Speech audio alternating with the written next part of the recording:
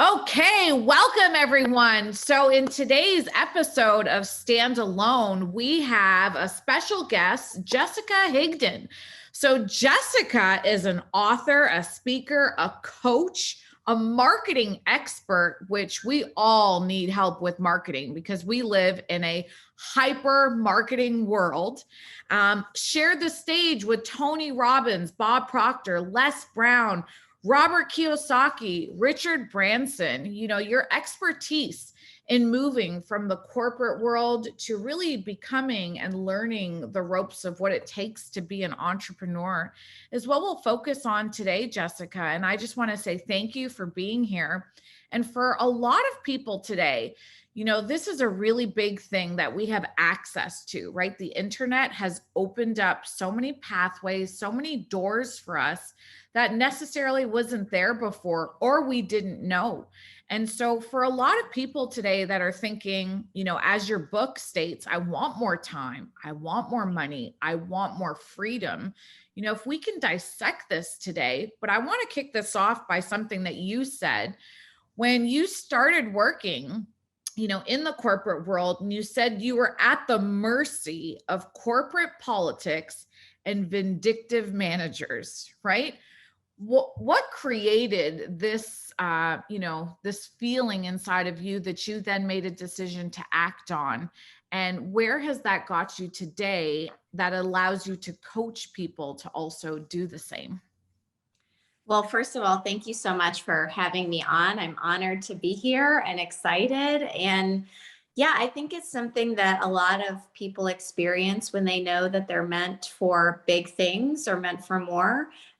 When you do really well at your job, other people start to take note of that. And based on their level of self development or level of insight, they either try and tear you down because they're nervous they're going to lose their job or you're going to replace them in some way, or they're just jealous, or they build you up and they're a great support system for you. And what I've, at least through my own experience in working for a corporation, most people are not a great support system in that environment because you're all vying for the same thing. You all want to rise the ladder and get to that position. And so what ended up happening for me was I started performing well. That's all I did. I just started performing better.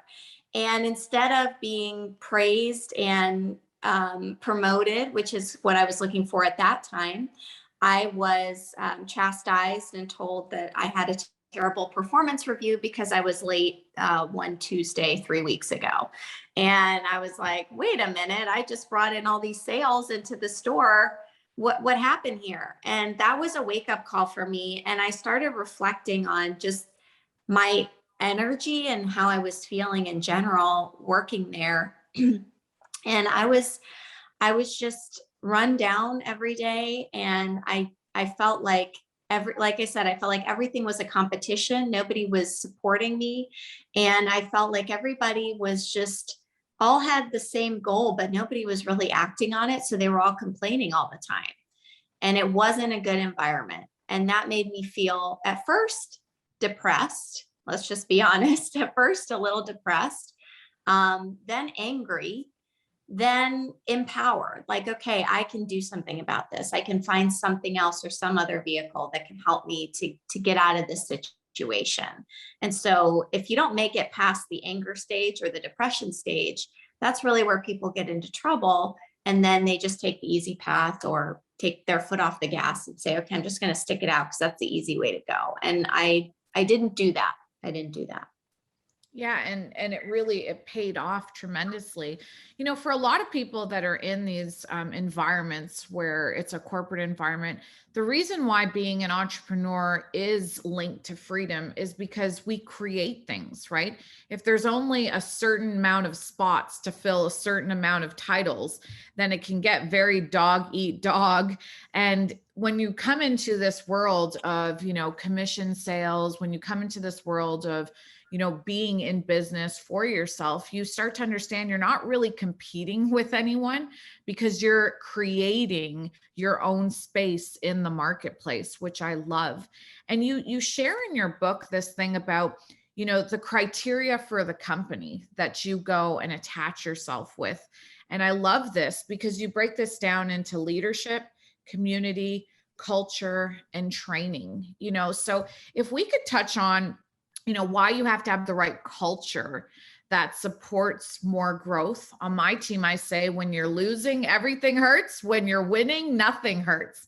And what really happened in that moment is, your spirit felt like it was losing. You felt like you were suffocating. And so what happens to a lot of people, especially in today's world, they have their spirit not being fulfilled.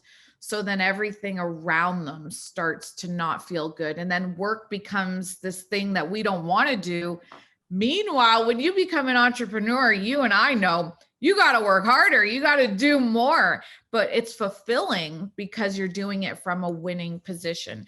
Can you elaborate on that a little bit more about the importance of having the right culture to feed your spirit so that you can continue to win? Absolutely. You're totally speaking my language. I mean, we as human beings are achievement driven. And so when you venture out and become an entrepreneur, culture doesn't mean that you have to have, a ton of employees or a ton of contractors that you're training or whatever. Culture can simply start with you and how you're showing up every day and who you want to become. And when you start achieving things, it feeds your soul. It feeds your soul because you did that and you were able to create more and help more people. And if you do choose to grow a team, everything starts again with you. So when you decide, okay, I'm ready to venture out into that entrepreneurial realm, understanding exactly what you want from that is key. And what I found is in the beginning, it starts with, I want a bigger house. I want a car. I want just to be able to pay my bills. And that's okay, because when you are in survival mode, that it's okay to have those goals. But ultimately, as we all know, it ends up being, I want to make an impact, and whatever that means for you, and for everybody, that's different.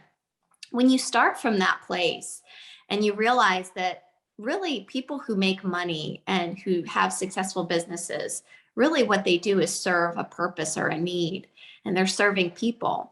And you start from that place from the beginning, things actually happen faster for you, which is why culture is so important. And so for us, for example, at the Higdon Group, one of our top core value is people always feel appreciated. And that's our customers, our clients, our staff, everybody. People always feel appreciated, because you don't know if somebody had a bad day that day and they're just taking it out on you. It has nothing to do with you. And we want to spread that throughout the world. So what does that mean for you? And when you start with culture, that can actually help you to expand your own line of products, your service, how you're going to actually make money. And people think the two are disconnected and it's not important to have great culture, at least in the beginning. If you start there, I promise things will happen faster for you. And culture is everything. It feeds your soul, as you said. It feeds your bank account, and it really feeds others. And that's what we're all here to do. Yeah, and I love that you work alongside your husband. And I think this is a very important thing to discuss. And I'd like to get into this with you because in this new economy of people, intermingling home and work, you've got to get your family on your team. When you talk about building culture with yourself, well, if you're married and you really believe that two become one, you've got to get your spouse on your team, and that could be your greatest advocate for your success. Instead of you competing with one another, you can now integrate their strengths, which could be maybe your weaknesses or vice versa. And then you can really live a heightened, fulfilled life. So if we could talk about this, because it's not all rainbows and butterflies, right? You can take things more personally, but at the same time, if you find, for me, I work with my husband also, we have this baseline of trust that's established. And so we really attempt to do everything from that place where we're there to aid one another, not to compete with one another. What would you say would be some great advice for people that are looking to venture on their own, but then they still have to get their family on their team, whether it's, on the books, on paper, or just to be a raving fan at home that can be there to support them? Yeah, such a good question. And it's multifaceted, right? It's not necessarily a simple answer, but I would break it all down to communication and through production. If you communicate the mission that you're on with your spouse, and sometimes that's easy, sometimes that's not so easy given conflicts you've had in the past.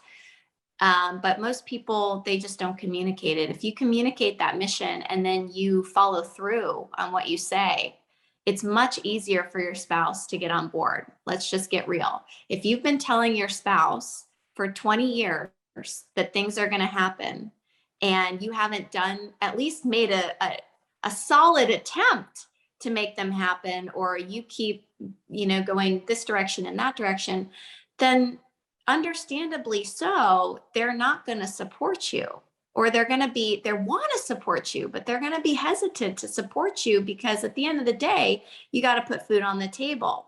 And this is where I see a big conflict come into place between spouses working together. Is the one is constantly demanding support while the other one is saying, well, I want to support you, but you gotta start with being honest with yourself before you have that communication with your spouse. And so if that's happening to you, and this is just one situation of many, which I'll cover, but if that's happening to you, and maybe you've been on the receiving end, or you've been the one who's been, having 10 different ventures that you just didn't make work, have that honest conversation. I know that this is hard for you to support, and I understand why. And it's not on you, it's on me, right? That's where the conversation starts. But this is why this is different, and I'm different now, and truly mean it and believe it and go for it one last time. And that's usually when I see the big breakthroughs with couples happen in that situation. So that's a big one. And on the other flip side, Ray and I, we've always been doers and implementers, I would say. But for a while in the beginning, we were competitive. Like you mentioned, competition. You're not in competition, you're a team. And that wasn't on him, that was on me, because I had my own version and ideals and past trauma of what being super independent meant. And for me, it came out of fear that, what happens if we break up or he leaves me? I don't want to be left in the dust. I have to create my own thing, and it's not ours, it's mine. And that wasn't healthy.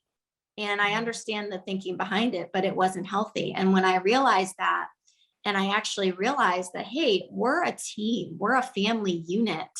I'm, the feminine energy, he's the masculine energy. We are a family unit. And I know if anything ever happened, we would figure it out, right?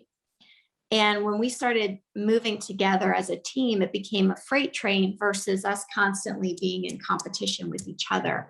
And when you can support your spouse and be happy for them when they win, and they're happy for you when you win, that's when the magic happens in working together. And I'll end with this, is that every couple isn't necessarily meant to work together. And that's okay too. Sometimes couples come to us and say, well, he wants to do this and I want to do that.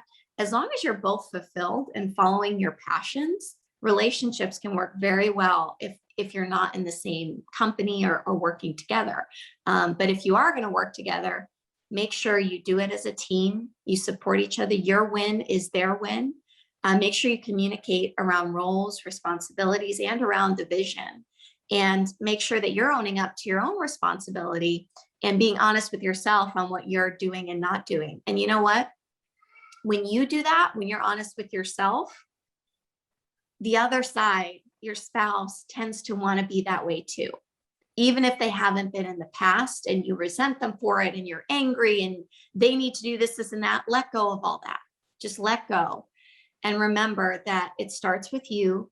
And when you start opening up more, they'll start opening up more. So that's my 2 cents there. Yeah, I love this. And I love that you tie it to like results, because when a lot of people think of the word support, they think that word comes from, well, just stick with me through good and bad, but you're given that support, which is the freedom to perform, right? Mm-hmm. That spouse giving you that space that you need to perform, you better perform. You better have results. And that's what's going to grow that team and that dynamic. And I think also you touching on having a family mission, which is really incredible, because that allows you to navigate through the changes, which brings me into the next topic that I know a lot of people are struggling with today. As women venture out into the workforce, what we have are different feelings inside. And I know that everyone wants to say that we're the same, but we're just not the same. Men and women are different, and we feel things that a man may not necessarily feel. And so what happens when we have children is that a woman has, you talk about this, like a mom guilt, where we feel like we have to do everything, and we're kind of held to this standard of, I want to do everything for my children. I want to be that superstar mom. I want to be that superstar business person.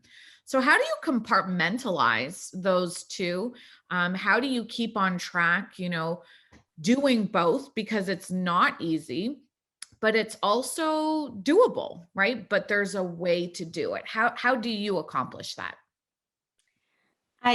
This is really where I'm passionate, because nothing matters but the future of our children, right? And I see a lot of women who are just walking around exhausted and sad because they put these unbelievably high standards on themselves as a mom and as a spouse and as a business owner, just like you mentioned. And the truth is, it's really simpler than we give ourselves credit for. As human beings, we overcomplicate everything, right? But when it comes to being a mom, there's just a couple of things that can help you with this, and you will feel so different inside. One, remembering that those little ones, and I have a 2-year-old, almost 2-year-old, and almost 6-year-old right now, and then my husband has 2 older boys. So altogether, we have 4. We're busy, right? But remembering that they are absorption machines, and they are watching you and how you perform and how you show up and who comes into your life and thanks you. They're watching you, okay?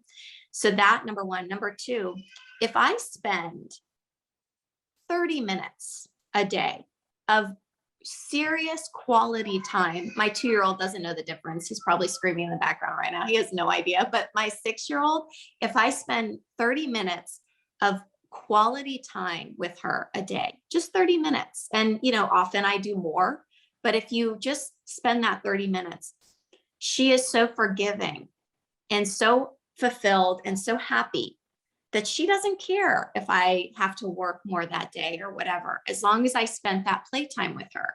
It is amazing when you cut off everything, that means no phones, nothing, and just spend that quality time, you will see how your kids respond. And set whatever time you want, an hour, 2 hours, it can be more, it can be less, but start with 30 minutes and do it every single day and go from there.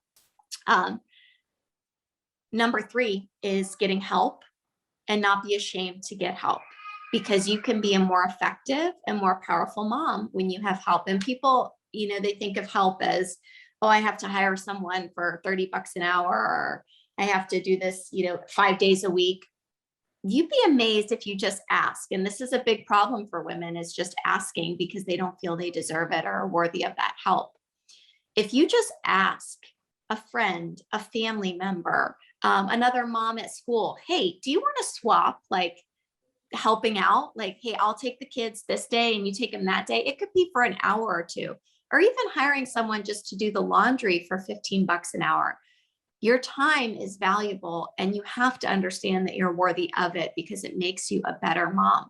Your kids are never going to remember who folded their socks. Okay. Right. What they are going to remember is how you showed up in the world, and that you were able to create a lifestyle where you came to their basketball games, you came to their soccer games. That's what they're going to remember. And if you think back as an adult to what you remember from your parents, it's really helpful because you remember the key moments and you remember who they were. Everything else just kind of fades away. And that's based on the relationship you have with your own parents, right? So it is truly just releasing and letting go of control. It's a question of worthiness as a parent. And it's a question of, am I setting too high of standards for myself? And if you think, one last thing, if you think of just a few things and write down, what would make me feel like super mom? Like, what would make me feel like I am doing a great job? For me, when I actually wrote those things down, it was actually very eye-opening, because I'm like, what, am I going to cook, an organic meal every meal of the day that I just brought in from my farm outside and run the business and be a wife and take care of the house? Would that make me a good mom? Like, those were the standards in my head that I was setting for myself. Like, oh, she ate chicken nuggets again. Oh my God, she ate chicken nuggets again. Like, you have to really take it into perspective and say, you know what? I'm doing a pretty good job. Yes. I think what's so good for people to understand is that it really is a journey. And at every single level, you have your own issues, you have your own problems. Like when you started in this business of working on your own, you were in your young 20s.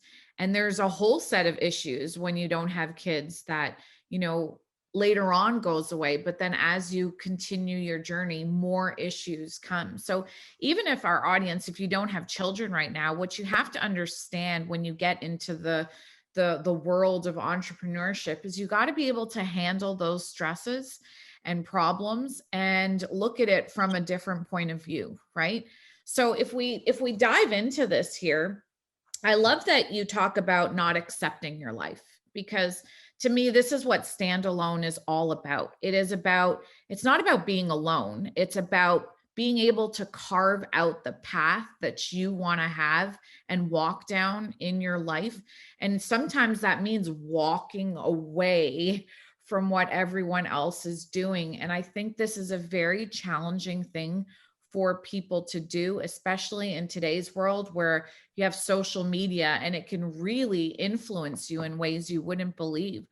But for people to understand that that is your first step towards building a great life, you have to first stop accepting the life that you have. What do you mean by this? And for a lot of people to know, like, what are the first steps that you take?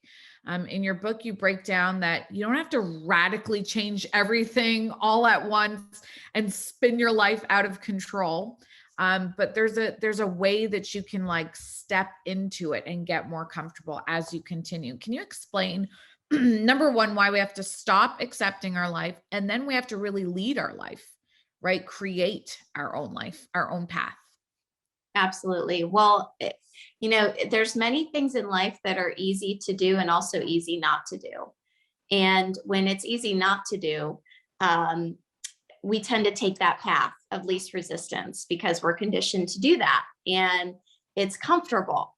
And so I always say that the hardest place to grow from is not when you're at rock bottom, because when you're at rock bottom, you have nowhere to go but up, right? That old saying, there's nowhere to go but up. And you're forced to. When you're comfortable but not fulfilled, that's a tough place to get your butt moving and do something about it.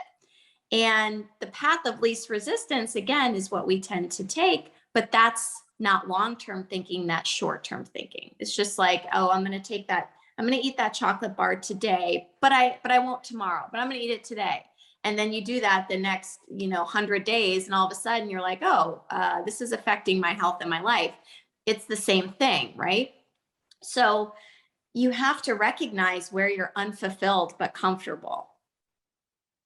And just being aware of that, knowing that, hey, I've got these golden handcuffs, maybe, right? Like maybe you're at a job that pays you very well, but they expect so much from you.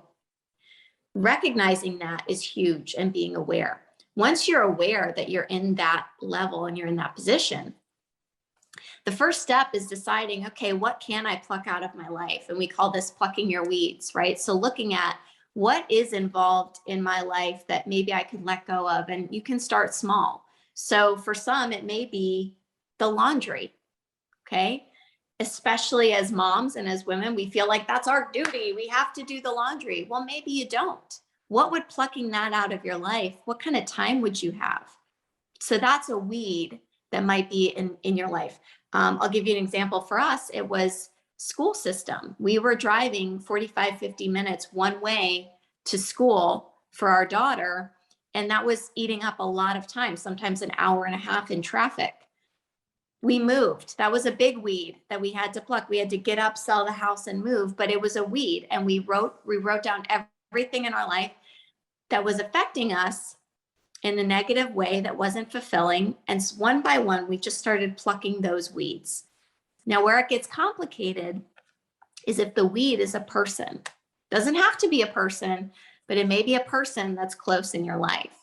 And there's several ways that you can handle that. If it's a spouse or a family member, it's either having a frank conversation with them and communicating that, again, this is the mission, this is where I'm going, and I would appreciate your support. It may be spending less time with that person. It may be proving to that person through results that you can do it and that things are going to be okay. Whatever it is, just write it down and start one by one plucking those weeds. If it's your job, make a plan.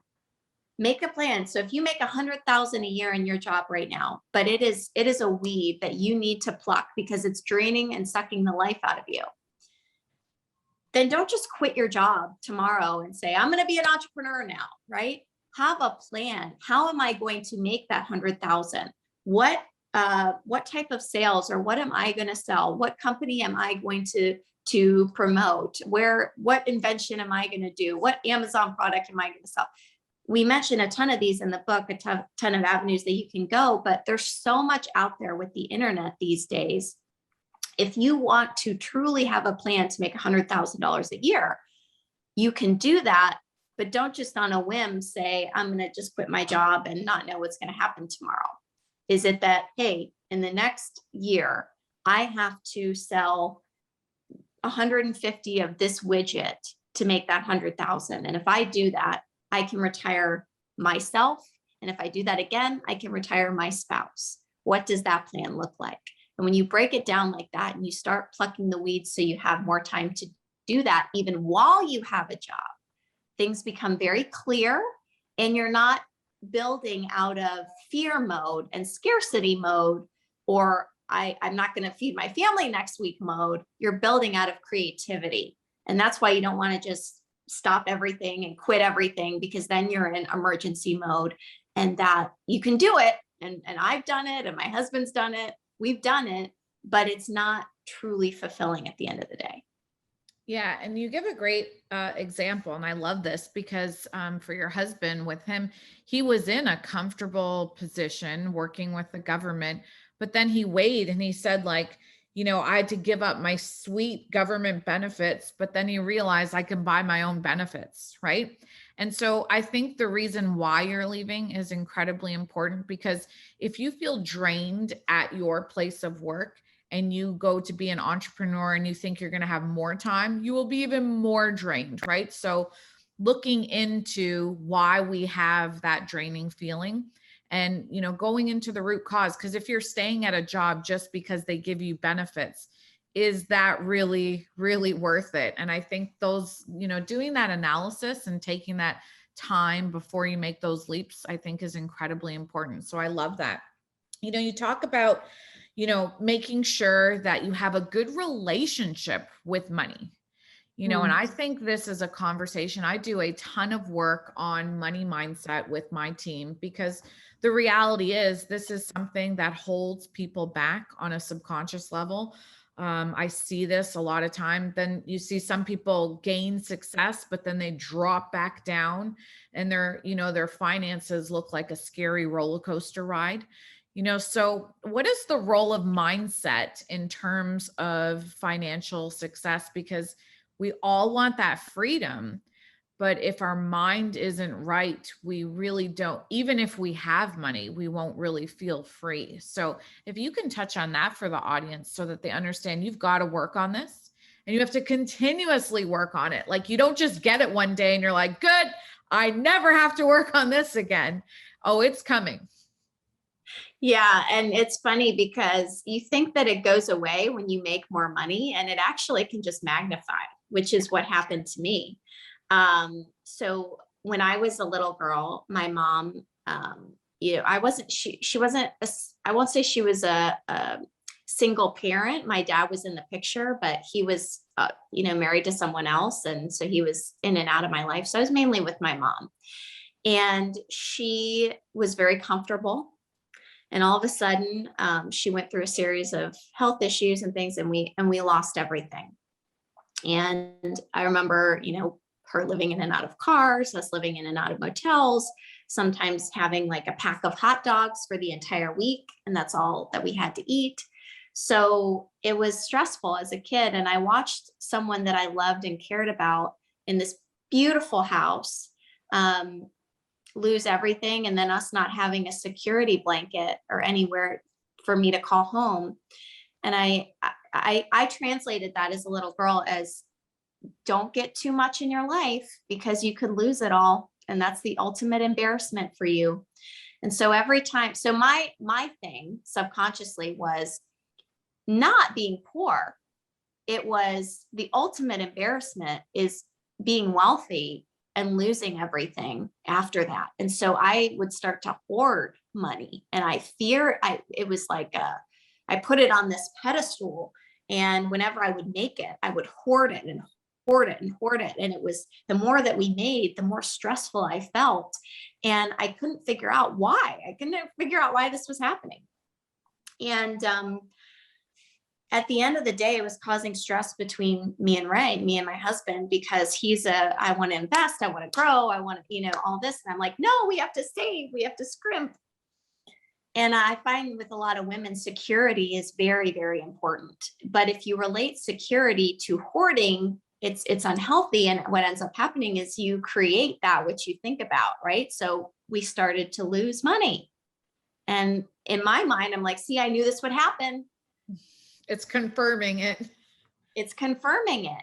And what ended up happening is I went to a seminar, and we got to ask Tony Robbins a question directly. And I was in an intimate room with him. And I said, hey, we do very, very well. And it seems the more money I make, the more scared I get of it. And I'm scared to lose it all. And he was like, well, you need to give more.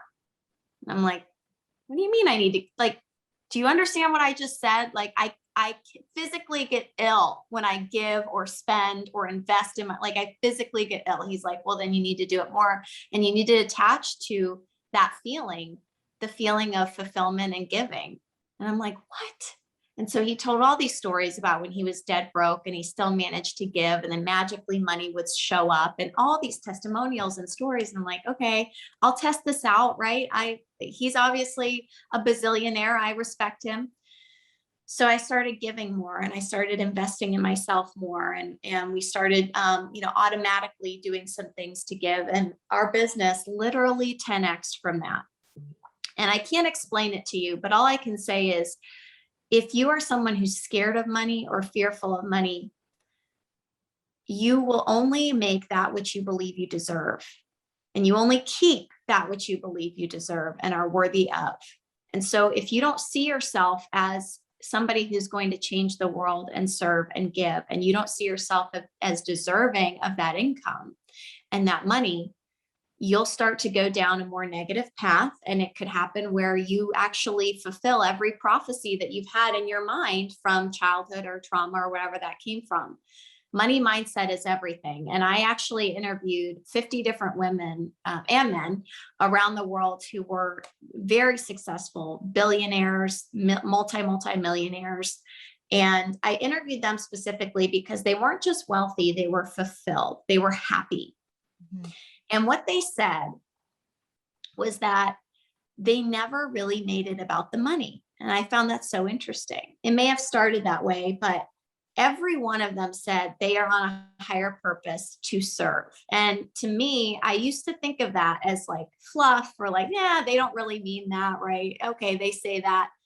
No, it is ingrained within them that they are here for a purpose to serve. And when you find that, all of a sudden the money is so unimportant that it just flows to you because it's all energy, right? Money is just energy. And when you respect it, but don't fear it, things start to happen for you. So my suggestion would be, if you, first of all, when you think of money, and I say money, write down the first thing that comes to your mind. Don't think about it, just write down the first thing that comes to your mind. If it's positive, great. If it's negative, again, the first step is awareness. The second step is literally becoming a different person around that. So for me, I'll give you one exercise. When I used to think of money and let's say I'm going to invest in coaching, okay? And it's a big expense, or a big investment, I should say. I used to get physically ill, and I would say, oh my gosh, I can't believe I'm doing this. Is this really going to work? Am I going to follow through on this? All the things that an abundant person would never say. Right. So instead, what you do is you switch it around in your mind, complete 180. And you say, okay, what would an abundant person say? I'm going to 10x this investment. This is the best investment I'm ever going to make. Oh my gosh, I'm going to be so happy with this. I'm going to make so much money. It's ridiculous. I'm so excited about this. And you change your energy and your thought. Every single thought that you have, do that, and you will change your money mindset. And it is a big, big deal to start that exercise.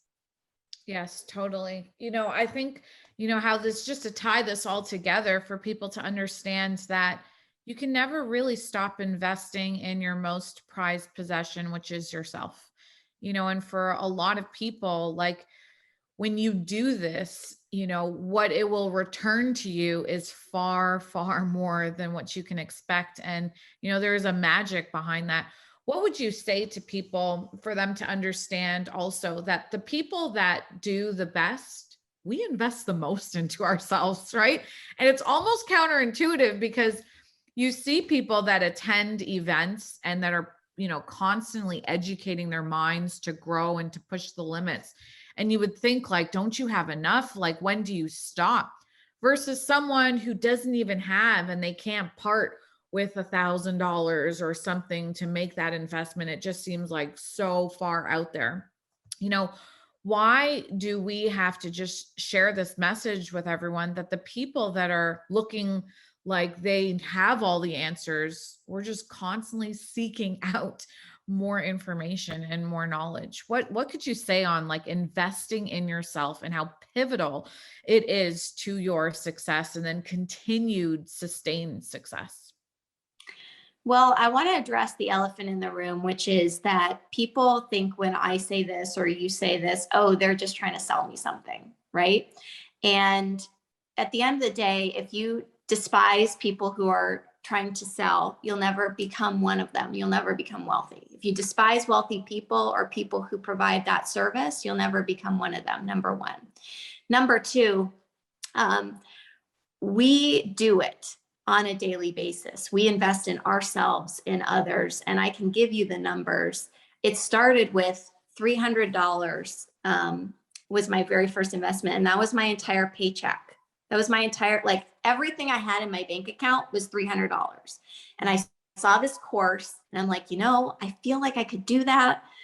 I'll just give it a shot. So $300 invested in myself. And that one $300 course, I can legitimately say has made me millions of dollars just from learning that knowledge. And remember, money is just energy. And so what we want to do is provide that for other people, provide that same value. And when you see it that way, then you have the ability to channel that and be a value to others as well. And that's when the money flows to you. So I want to address that, because sometimes people say that and I'm like, you don't understand. Right. You have to look at it a different way. So last year, let's see, this is now almost 12 years later. Last year, we invested almost $300,000 in personal coaching and courses and events and different things. Now, that is probably, for someone listening, like, is she for real? Like, that's a huge leap. Remember, I started with $300 Right. and we did not stop. And we still won't stop. This year, we'll most likely invest the same amount. We've already started. We're already at like 150. And that's because we've seen how it accelerates our growth. And for those of you on here, your growth, because we can take that knowledge and bring it to you times 1,000. And there is no investment monetarily that I've done, even though we take our money and invest it in other things and whatever, but there's no investment that has even come close to the investments that we've made in ourselves. And it's just so important. And I challenge you to find a mentor or find someone that's successful or has the life that you want, whatever that means to you. I challenge you to find that person who didn't get help and invest in help. And I can tell you that, my husband back in the real estate days, he'll tell you, and I think he mentions it in the book, that he didn't invest in himself. He thought he could do it all by himself. And you know what? He had some success, but he lost every single penny. He lost everything because, and he says, if I had had a mentor to tell me what to look out for, watch out for, my life would have been completely different at that time. And that's how we learned that, hey, we better find people who know what to do so we can get there faster and so that we can learn more to bring that information to the world. So I hope that helps you kind of think about money differently and investing in yourself a little differently, and that we abolish that negative thinking, because I used to be that person. I understand it, and it never served me. I love this. I think for people to understand that the help is out there, you have to go seek it. And then, yes, you should be fulfilled and happy to pay for it, right? Because that means it has value. So I Yes. love it. Jessica, where can people find you? Like, if they want to learn more, if they want to be coached to greatness, if they are in a situation where they want to test the waters, they want to learn, like, could I even do this? Could I even entertain this? Where could they go to find more information to get your coaching services?